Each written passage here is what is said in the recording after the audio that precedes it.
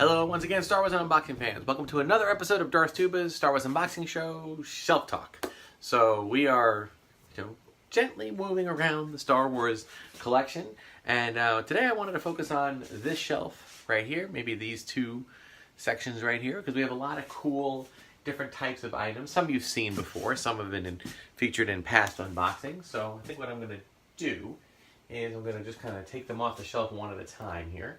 So we'll start with the top shelf. Okay, we'll start with our little buildable Lego figure. This is the Praetorian Guard, the Lego buildable figure. I've noticed that they seem to have kind of taken a break with making them, so I don't know if they're not making them anymore or if they're going to go into another direction with them. Who knows? But I like the ones that I've been able to collect, and as I said, they're like the best of Lego and action figures in one. They pose really well, and I just thought they were really cool. So what I'm going to do is just kind of gently place everything on the ground here, and I'll reset when we come up. We also have a couple of itty bitties here, more Hallmark itty bitties. We've got a Sand Person or Sand People and Tusken or Bantha, which is kind of cute, and of course Vader. So that's a cool little setup there. And then this, I don't know if I can do this. I hope I can. This looks like this is a Black Series. Oh, forgive the cobwebs. It is a basement, so cobwebs do come from time to time. Another Praetorian Guard and Kylo Ren 2-pack.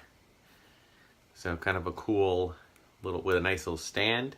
And there's other things on here, so you can expand upon it if you want. I only have these two, so pretty cool there. I'm trying to keep things easy to get to. Now, here is kind of a cool thing. This is an Obi-Wan Kenobi. So I can bring it down to you here. I believe this is a Sideshow Obi-Wan Kenobi. And it comes with this really nifty stand. And I don't know if I have this thing working right now. Ooh, excuse me. Okay, but it does light up, I think. Okay, but I just have it to kind of hold Obi-Wan there. And I love the Sideshow and Hot Toys action figures. I really feel like they just did it right. They captured every essence. But it's funny because, as I mentioned, the Hasbro and Kenner came out with the collector series of 12-inch figures, and they made a whole bunch. And when we had them, they were great. We loved them. And then Sideshow got the license to do 12-inch figures, and it went that much better. And then Hot Toys took it, and it went that much better. It's crazy. And especially now with 3D printing and 3D scanning that they can do. So that's really cool. And these things, let's talk about these guys, all right? We have, I believe these are Diamond Select. And these are 18-inch figures. I don't know if I have any batteries working in them. I think I did show these at one point or another. But this is, of course, Han Solo. He's got his medal. It is, the likenesses are decent. They're okay. They're not the best. I feel like he's a little lanky for the Harrison Ford of A New Hope, but really cool. These came out roughly around 10 years ago, and I liked them because they were 18-inch. They were a larger set. They weren't that expensive. They were between $20, $40, $60 depending on sales, and that made them a little bit more approachable. And at the time, Sideshow was making those premium format figures, and I think they still do make them from time to time. But they were around the same size, but I felt like, if I'm going to spend the money, the cost of one premium format figure, I could get 10 of these. So that's kind of what I did, at least at that point. So this is Han Solo. Put him down here. Actually, I'm going to move these things, pardon me for 1 second, because I'm going to have to open up this door in a second. Okay, and then, of course, then we have Luke, Jedi Luke from Return of the Jedi. You can see it comes with his cloak. Sorry for that's another reason why I love doing shelf talk. I get some of this cleaning, little spring cleaning here. Again, the likeness is pretty good. Okay, not perfect, but decent. And he has his whole tunic and everything. Now these also have sounds. I think I've turned took the batteries out of most of them because I was afraid of battery leakage. So But I do like those figures. I've shown them a few other ones in previous episodes. Here's Obi-Wan Kenobi from Revenge of the Sith. Again, likeness, pretty good. Not perfect. Okay, and then, but decent details with a saber. Nice, the cloth, you can see it's got the similar design.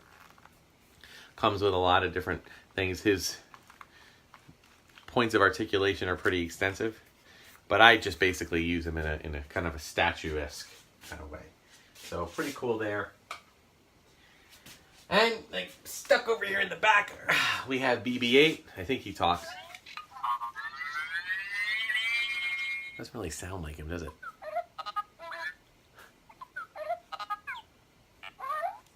Doesn't sound like BB-8, honestly. I think it might have been. Sometimes I do believe, if you think back to when The Force Awakens came out, I think BB-8 had a different sound, and the toy manufacturers all made it sound like a certain thing, and then they changed the sound kind of last minute, or not last minute, but pretty later on. And so all the toy companies, the ones that put out initial toys with BB-8 that had sound effects, kind of had that, and I think later ones were able to adjust and fix and make it better. So why don't we also take a look at this top row here? There's only 3 items there. And by the way, again, I've said this on previous episodes. This is an IKEA shelf, $60 at IKEA. One of the cheapest, but classy and nice looking, put it together yourself shelving units you can find. It has ability to add lighting to it, which I've installed some battery operated lighting, but I don't have the controller in front of me, so it helps. You can also put some hardwire ones and electric ones on the top. Great, you cannot beat it. And if you have like a coupon or a sale going on, you can even get it for less. I do recommend that you go to an IKEA and buy it, only because you can buy it online and have them ship it, but I think it's like $30 shipping. It's very heavy. It's the only heads up.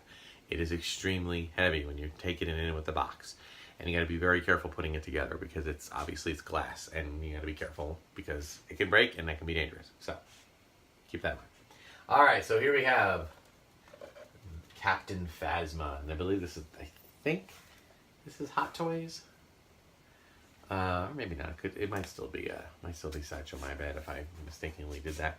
Only because I noticed that the cape is a little bit different, but it still has that nice chrome plating on it. Advance makes me think of, like, every time I go to Disney World, Hollywood Studios, they do a simple thing. If you've never been there, about 7 times a day, they have the March of the First Order, which is Captain Phasma leading a squad of First Order Stormtroopers, usually between, 12 and 16, and they just go down Hollywood Boulevard, up to the theater in front of the Chinese theater, and they just march, and they have the music playing, but it's really loud, and it's very intimidating, and people can't help but want to watch it. She stops and says a few things. Eyes on me. You can better believe our eyes will be on you. And it's Gwendolyn Christie's voice, and it's just amazing to watch. And we've been to Disney like a bunch of times, and we just never not want to watch it. It's very interesting. So, Captain Phasma, on my command. All right, cool. All right, what else we got? Oh well, let's bring out the droid here. We have IG-88. Course, the droid, and again, I might have done this in a previous unboxing. I'm just showing it again, but this is kind of how he displays. I think there is an opportunity. I do believe that there is a battery in here that allows you to light this up. But as I said, sorry, dropped your gun. You can see here, he does light his base lights up, and I thought there was something here somewhere. Oh, there you go. There's his head. His face lights up. So I do have a battery in there. That's kind of cool. All right. And yes, I'm sorry. Unfortunately, I've noticed this about droids with come on, there we go. With weapons, that the gun is very difficult. It's very difficult to hold the gun because it doesn't really hold well. So sometimes you just have to kind of store it there. So that is IG-88. And by the way, there has been talk about an IG droid appearing in The Mandalorian, and people are thinking, oh, it's IG-88. I do not believe it's IG-88. I believe it's like another, like IG-11 or IG something else. But it is voiced by, I'm not going to say his name, but he's the director of Thor Ragnarok and the voice of Korg, the big rock creature from Thor Ragnarok, and Avengers Endgame. Spoiler alert, he's in there. So I'm curious to see how he decides to voice a droid. So we'll see what happens there. Last but certainly not least, we have the one, the only, the infamous Grand Admiral Thrawn. This is the Legends series, Grand Admiral Thrawn with Throne. This is a Grand Admiral Thrawn throne. And it comes with, for those of you initiated, the Ysilamiri, I believe is the way you pronounce it. That is a creature that can repel the Force. So when you have any Jedi nearby that try to force choke or do any kind of mind trick, the Grand Admiral, is able to resist that because of his Ysilamiri friend. He was first introduced, as we've mentioned in the past, he was first introduced in the novel Heir to the Empire by Timothy Zahn, Grand Admiral Thrawn, created by Timothy Zahn. And he was by far one of the most interesting characters. Actually, you know what I might do? I might actually put him up here today. I might switch a few things up here.